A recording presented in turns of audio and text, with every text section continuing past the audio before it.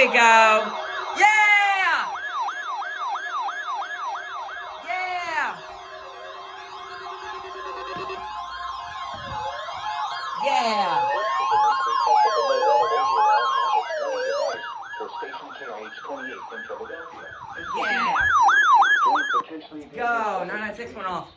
Alright, shit. Let me go catch, activated to warn of the impending hazard. quick. I gotta go Tests of this catch, signal like... are normally conducted by the National Weather Service in Mount Holly, New Jersey, every Wednesday between 11 a.m. and noon. If there is a threat of severe weather during the normal test time, the test will be postponed to the next good weather day. Reception of this broadcast, and especially the warning alarm tone, will vary at any given location.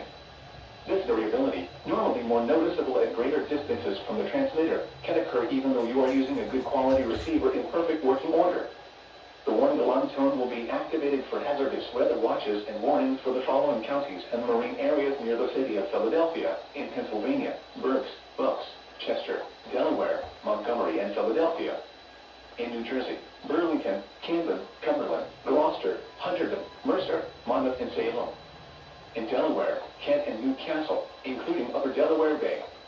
And in Maryland: Cecil, including Chesapeake Bay north of Fools Island. This concludes the weekly test of NOAA Weather Radio All Hazards, station KIH28 in Philadelphia, Pennsylvania. Thank you for listening to NOAA Weather Radio All Hazards.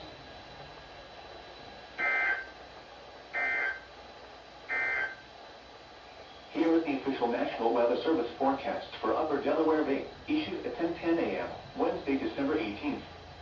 West of today, southeast winds 5 to 10 knots.